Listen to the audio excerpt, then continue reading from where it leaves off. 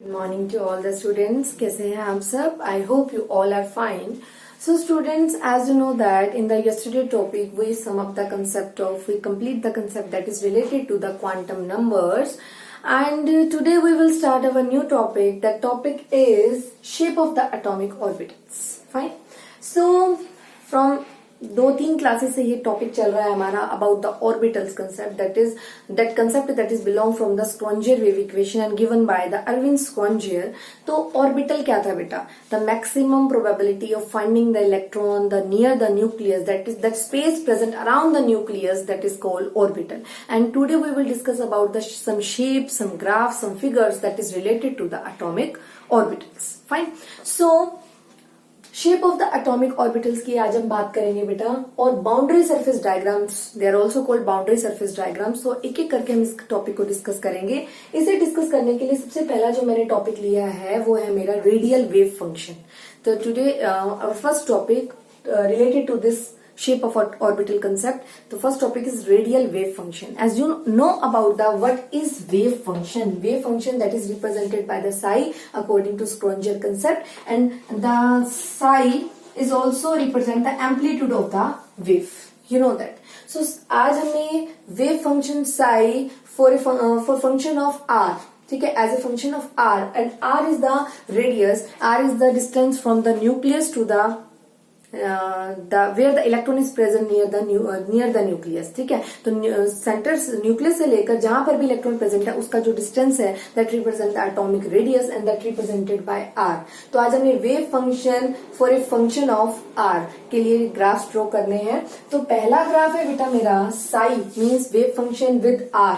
ठीक है, तो पहले ग्राफ आपने क्या देखा है यहाँ पर, ये आपको डिक्रीजिंग ऑर्डर नजर आ रहा है. क्या है ये ग्राफ? मेरा 1s के लिए.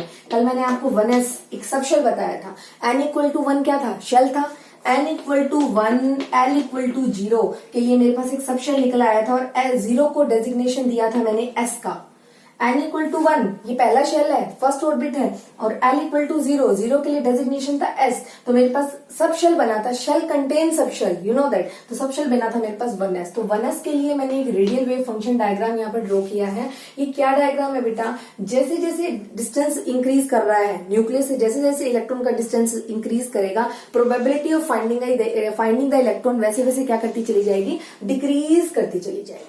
ठीक है, तो और एक यहाँ पर इस कंसेप्ट के अंदर मैंने एक फॉर्मूला भी आपको रिमाइंड करवाना है, दैट इज रेडियल नोड निकालने का फॉर्मूला है n-l-1. The formula is n-l-1.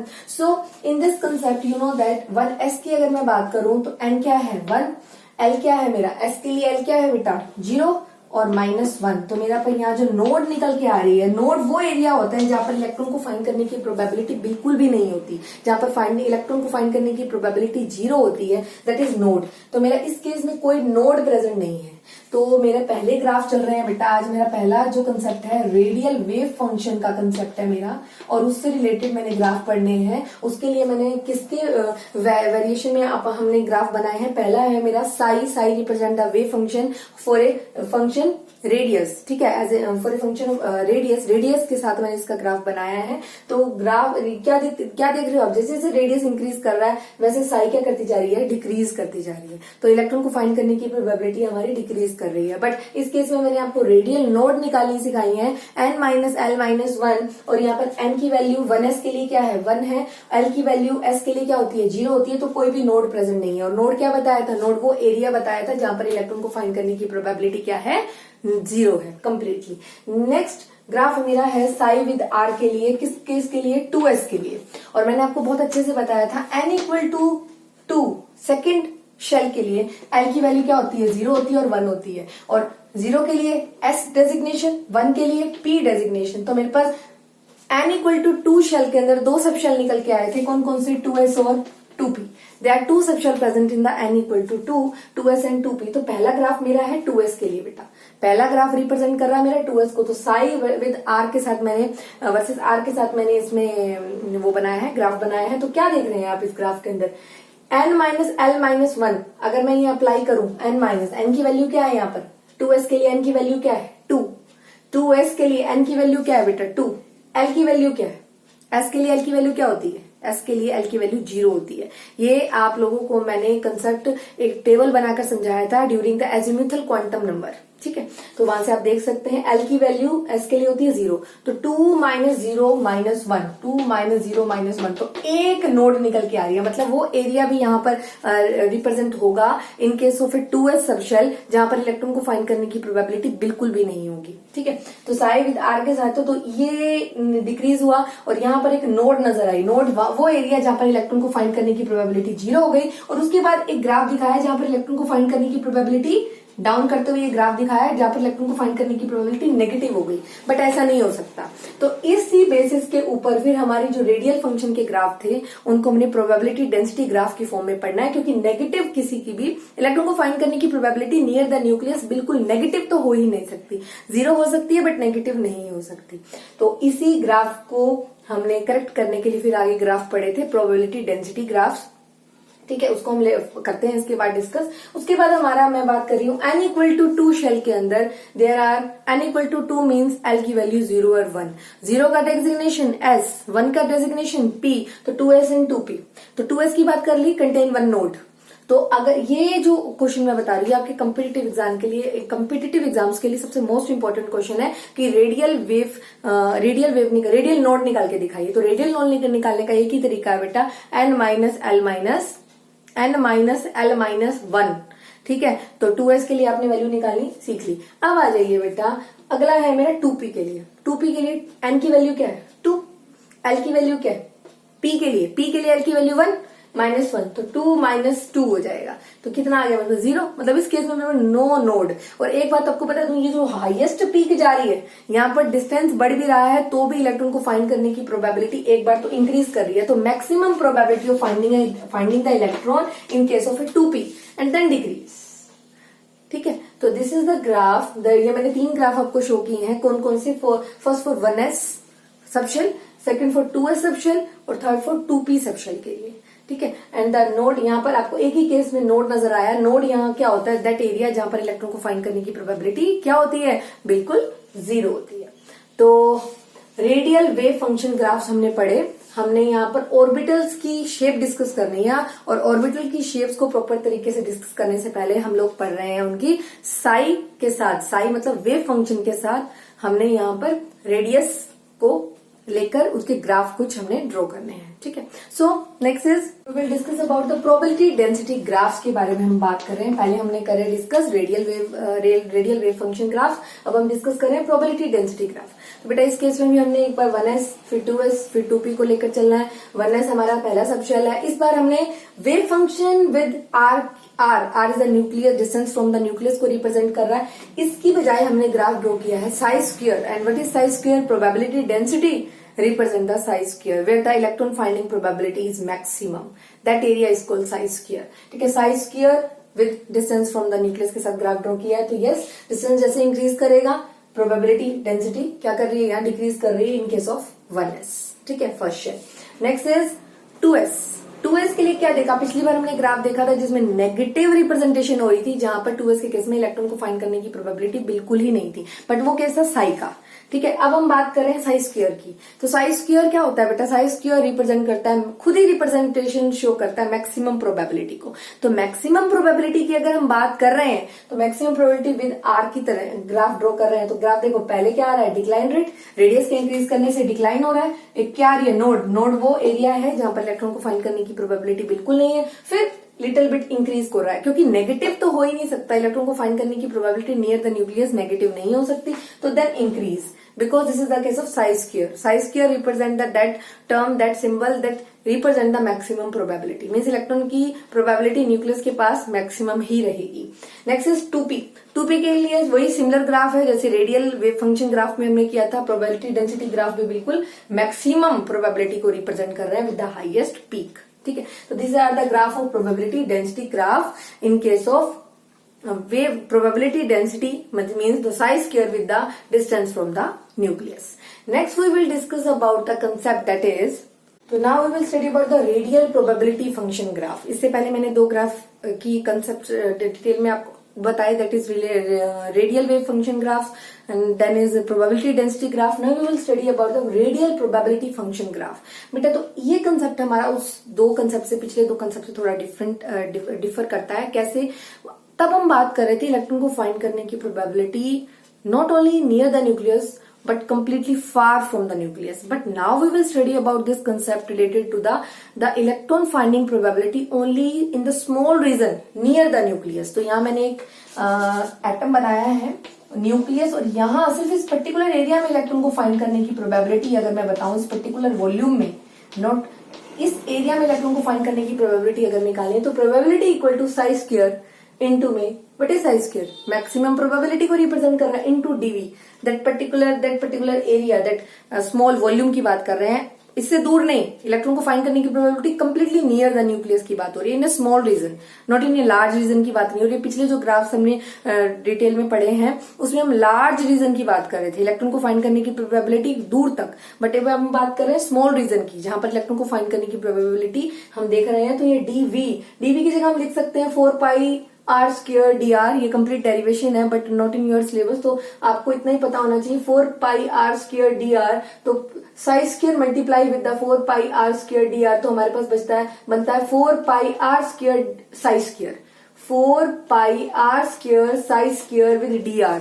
तो यहाँ हमने 4 pi R square psi square with R is the distance from the nucleus. तो 1s के स्मॉल रीजन की बात कर रहे हैं. तो सबसे पहले रीजन में कौन आता है? 1s आता है, तो बिल्कुल न्यूक्लियस के पास है, तो इलेक्ट्रॉन को फाइंड करने की प्रोबेबिलिटी यहाँ मैक्सिमम है. ठीक है, फिर आता है 2s की बात करते हैं. 2s के लिए फिर वही बात बेटा, एक बार तो 2s भी न्यूक्लियस के बहुत पास है, हमने स्मॉल रीजन में इलेक्ट्रॉन को फाइंड आउट करना है, तो इलेक्ट्रॉन को फाइंड करने की प्रोबेबिलिटी पहले मैक्सिमम जाएगी, फिर एक नोड अपीयर होगा जहां पर इलेक्ट्रॉन को फाइंड करने की प्रोबेबिलिटी नहीं है according to the formula of radial nodes. और फिर आएगा अगेन इलेक्ट्रॉन को फाइंड करने की प्रोबेबिलिटी इंक्रीज होगी in the small area, in the small region. तो रेडियल प्रोबेबिलिटी फंक्शन ग्राफ्स की बात हो रही है यहाँ पर. फिर बात करें 2p के लिए. 2p का जो ग्राफ है वो तीनों केस के लिए कॉमन आया कि इलेक्ट्रॉन को फाइंड करने की प्रोबेबिलिटी, बिकॉज यहाँ एक भी नोड अपीयर नहीं होती है, इन दैट केस कोई भी नोड नहीं आती है, इलेक्ट्रॉन को फाइंड करने की probability in the small region, in the large region same रहती है. इलेक्ट्रॉन को फाइंड करने की probability in the 2p region is maximum. So this is the concept of radial probability function graph. तो आप लोगों को अभी तक ये पता चल चुका है कि हमारे जो कंसेप्ट है रेडियल नोड निकालने का, तो रेडियल नोड निकालने का फॉर्मूला आपको बहुत अच्छे से n-l-1. एन यहाँ पर प्रिंसिपल क्वांटम नंबर को रिप्रेजेंट कर रहा है, एल यहाँ पर एजिमुथल क्वांटम नंबर को रिप्रेजेंट कर रहा है -1. तो रेडियल नोड्स निकल जाती है. और बेटा इसी तरह से एंगुलर नोड भी निकलती हैं. एंगुलर नोड निकालने का, ये एंगुलर नोड हमारी नोडल प्लेन को रिप्रेजेंट करती हैं. नोडल प्लेन वो एरिया होता है जहां पर नोड अपीयर होती है, तो नोडल प्लेन भी बोला जाता है इसको. तो node angular node equal to क्या होती है बेटा? एल. और एल क्या है? ये हमारा एजिमुथल क्वांटम नंबर को रिप्रेजेंट करता है. ये आपको मैंने ऑलरेडी बता रखा है, तो ये आपको अच्छे से पता होना चाहिए. तो in this way we calculate the radial node and angular node. Angular radial node equal to n-l-1 और angular node is equal to l. ठीक है, तो in this way calculate the node, the area where the electron finding probability is completely 0 and that area, that plane is called nodal plane also. ठीक है, so now we will discuss about the shapes of atomic orbital.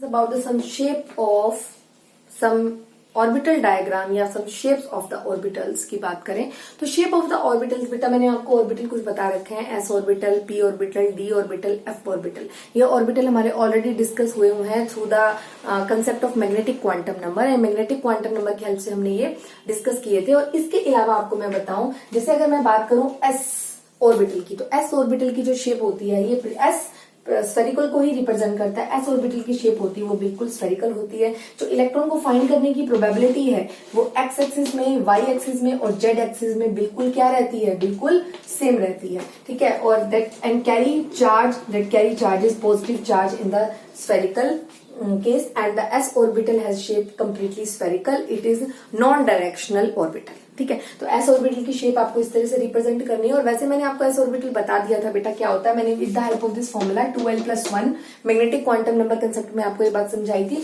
Suppose L की value 0 है, L की value 0 के लिए हम S consider करते हैं और 2 × 0 प्लस में 1 की बात करें तो हमारा ऑर्बिटल कितना निकल के आता है? वन ऑर्बिटल निकल के आता है, ये बात मैंने बता दी। और एक ऑर्बिटल, एक एस ऑर्बिटल को रिप्रेजेंट करने का, उसकी शेप ड्रॉ करने का ये तरीका होता है। तो again must remember, S orbital का नेचर कैसा होता है, नॉन डायरेक्शनल, इसका कोई पर्टिकुलर डायरेक्शनल नेचर नहीं है। ये X axis, Y axis, Z axis में तीनों जगह पर इलेक्ट्रॉन को फाइंड करने की प्रोबेबिलिटी क्या है, इक्वल रिप्रेजेंट कर रहा है।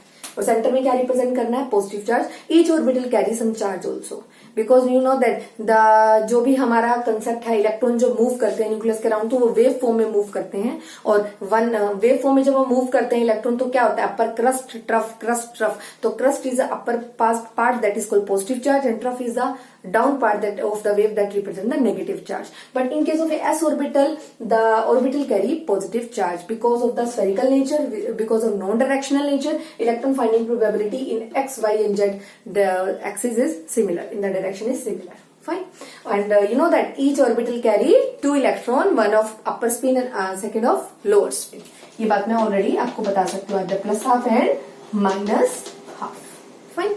Now we will discuss about the s orbital. Discuss करने के बाद नॉन डायरेक्शनल ऑर्बिटल है, मस्ट रिमेंबर, बाकी कोई भी नॉन डायरेक्शनल नहीं है, ऑल आर डायरेक्शनल ऑर्बिटल। ये नॉन डायरेक्शनल ऑर्बिटल है हमारा S orbital, spherical shape, must remember. Next is, अब ये शेप बताने का रीजन बच्चे ये है, ये जो शेप्स हैं ये हमारे एक नेक्स्ट चैप्टर आएगा, 4th चैप्टर, जब हम केमिकल बॉन्डिंग पढ़ेंगे, तो with the help of shape atom आपस में कंबाइन करके मॉलिक्यूल बनाते हैं। ये बात आप लोगों ने 10th में पढ़ ली है। बट उनकी जो शेप है, उनकी शेप की वजह से उनकी ओवरलैपिंग होती है आपस में।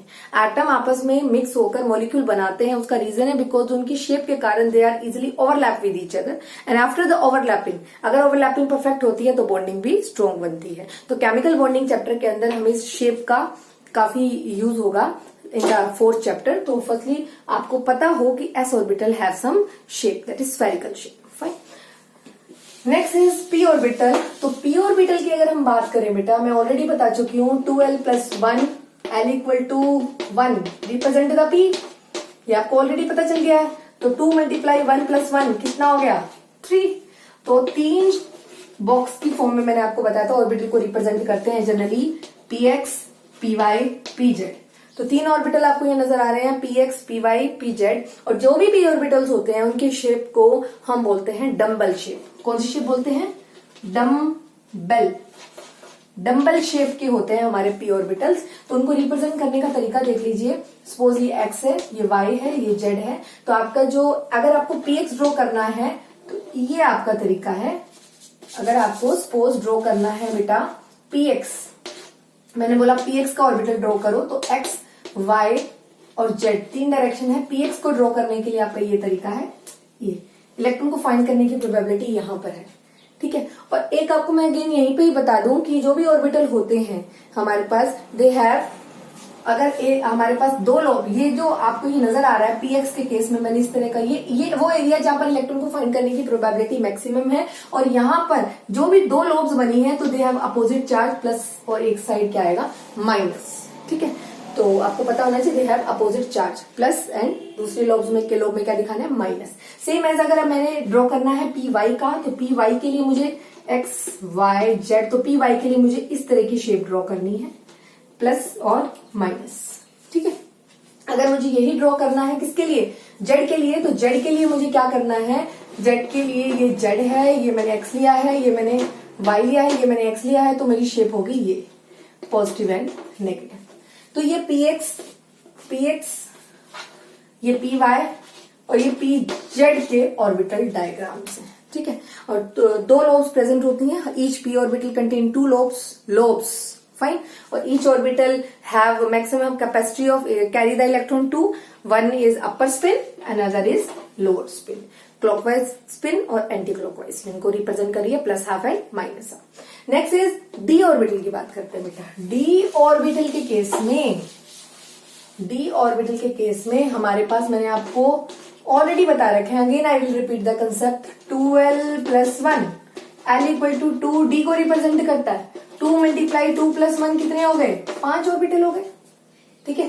l = 2 की वैल्यू डी को रिप्रेजेंट कर रही है और आपने डी ऑर्बिटल बनाने हैं, तो 2 × 2, l की जगह आपने क्या पुट किया, 2 + 1 कितने हो गए, 5 ऑर्बिटल हो गए। तो 5 ऑर्बिटल रिप्रेजेंट करने का तरीका आपको पता है। तो पहला ऑर्बिटल है dxy, yz, तो dxy, dyz, dzx, ये तीन बताया मैंने अभी आपको, D X Y, D Y Z, D Z X, और ये तीनों के तीनों ऑर्बिटल डीजेनरेट ऑर्बिटल होते हैं। ये डीजेनरेट ऑर्बिटल क्या होते हैं? Which have same energy level. तो ये तीनों ऑर्बिटल है, आपको पता होना चाहिए, D X Y, D Y Z और D Z X, these are called degenerate orbital, means they have equal energy level, they have same energy level, ठीक है। So they are degenerate orbital, dxy, dyz and dzx, fine. अब 5 orbital मैंने आपको बताया बेटा, इसमें dxy, dyz, dzx, dx square, y square and dz square, इनमें से ये सेम एनर्जी लेवल के हैं। और ईच डी ऑर्बिटल, इन इसके अंदर कितनी लोब्स प्रेजेंट होती हैं? पी ऑर्बिटल में कितनी लोब्स थी? 2 लोब्स थी, प्लस माइनस, इसमें कितनी लोब्स होती हैं? 4 लोब्स होती हैं। इसमें कितनी लोब्स प्रेजेंट है? इलेक्ट्रॉन को फाइंड करने की जहां प्रोबेबिलिटी है वहां कितनी लोब्स है? इसमें भी 4 लोब्स प्रेजेंट है। और इसमें कितनी लोब्स प्रेजेंट है? इसमें 2 लोब्स प्रेजेंट होती है बेटा, ठीक है। और इसके अलावा ये जो ऑर्बिटल्स हैं ये हमारी एक्सिस के सेंटर में प्रेजेंट होते हैं, ये ऑर्बिटल हमारे एक्सिस के ऊपर प्रेजेंट होते हैं। तो D X Y, D Y Z and D Z X present between the axis and dx square, y square, dz square present on the axis, ठीक है। So now we will draw the shape of these orbital dxy, dyz, dzx square वगैरह, इनकी shape draw करते हैं। तो पहले आप बात करते हैं dxy की, तो आपको ये मैंने ऑलरेडी बता दिया, x y z, ठीक है। तो dxy कैसे ड्रॉ होगा? एक तो आप कॉमन लोब ले लो यहाँ पे, इसे तो कॉमन ही रखना है आपने। अब आपने x और y के लिए करनी है, तो जो आपकी लोब है वो कहां ड्रॉ होनी चाहिए? x और y के साथ ही ड्रॉ होनी चाहिए, ठीक है। और इसके अंदर अपोजिट लोब जो होती हैं उनके सेम चार्ज होते हैं, ठीक है, और 4 लोब्स होती हैं, ठीक है। नेक्स्ट है डी वाई जेड, तो वही जेड एक्स वाई, मैंने क्या बोला, एक तो कॉमन ले लो यहाँ पे। अब जो है y और z के लिए बेटा, y और z के लिए तो लोब आपकी यहां आएगी, and lobe have same charge in this case, fine, okay, y z। Next जो लोब आती है बेटा वो लोब है हमारी dxy, dyz, dzx के लिए, dzx के लिए लोब है मेरी नेक्स्ट dzx। तो वही again I will repeat x y z, तो एक लोब तो मेरी वही कॉमन ले ली मैंने, जैसे मैं ले रही हूं यहां पर। उसके बाद x और z के लिए बनानी है, तो ये x है ये z है, तो बेटर है आप ये y को यहां से हटा दीजिए और ये जो ड्रॉ होगा ये हमारा हो गया dzx। और आप ये देख रहे हैं ये लोब सारी बिटवीन द एक्सिस है, एक्सिस के ऊपर कोई लोब नहीं बनाई हमने। और ये लोब सारी, इन्हें हम सेम एनर्जी लेवल्स की बोलते हैं, इन्हें इसमें 4 लोब्स प्रेजेंट होती हैं। ये चीजें मैंने आपको एक्सप्लेन कर दी है। नेक्स्ट है हमारे पास dx स्क्वायर वाई स्क्वायर, तो dx स्क्वायर और वाई स्क्वायर की अगर हम बात करें बेटा, ये होती है ऑन द एक्सिस। तो ऑन द एक्सिस बनानी है X square Y square, on the axis बनानी है, तो ये एक्स एक्सिस के ऊपर और ये वाई एक्सिस के ऊपर बन जाएगी, ठीक है। नेक्स्ट आ जाता है D Z square. D Z square contain 2 lobes, not 4 lobes, बाकी सब में 4 लोब्स प्रेजेंट थी। तो इस केस में आपके पास जो ऑर्बिटल है आपका, सपोज इसको हम जेड कंसीडर कर रहे हैं, तो 2 लोब्स होंगी और इसके अंदर एक सर्कल होगा जिसको हम कंसेंट्रिक सर्कल बोलेंगे, और जहां पर इलेक्ट्रॉन को फाइंड करने की प्रोबेबिलिटी मैक्सिमम होगी। इलेक्ट्रॉन को फाइंड करने की प्रोबेबिलिटी मैक्सिमम होगी, ठीक है।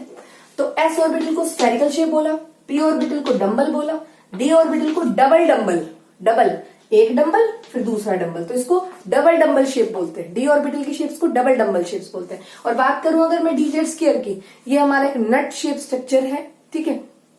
तो इसे नट शेप स्ट्रक्चर सिंगल ही डंबल है और उसके अंदर बीच में एक कंसेंट्रिक सर्कल्स हैं जहां पर इलेक्ट्रॉन को फाइंड करने की प्रोबेबिलिटी क्या है, मैक्सिमम है, ठीक है। तो यहाँ पर 2 लोब्स हैं और बाकी डी के केस में 4 लोब्स प्रेजेंट हैं। इस केस में डी के केस में जो अपोजिट लोब होती है उनका साइन सेम होता है और पी ऑर्बिटल के केस में जो अपोजिट लोब्स होती है उनका साइन डिफरेंट होता है, ठीक है। तो इसके बाद आती है हमारी एफ ऑर्बिटल। तो एफ ऑर्बिटल की शेप जो है ये हम सिर्फ हायर क्लासेस में स्टडी करते हैं, इसकी डिटेल स्टडी हमारी 11th क्लास में अवेलेबल नहीं है। बट फॉर कम्पिटिटिव एग्जाम, तो फिर कम्पिटिटिव एग्जाम भी ऐसा नहीं है कि इससे रिलेटेड हमारा कोई क्वेश्चन अटेम्प्ट होता है, ठीक है। सो आज के लिए इतना ही। These are the concept that is related to your syllabus. तो आज हमने पढ़ा अबाउट द ऑर्बिटल। ऑर्बिटल तो हमारा कब का चल ही रहा है टॉपिक, बट ऑर्बिटल से रिलेटेड ग्राफ्स एंड ऑर्बिटल से related shapes. So do your work regularly and complete your notebook.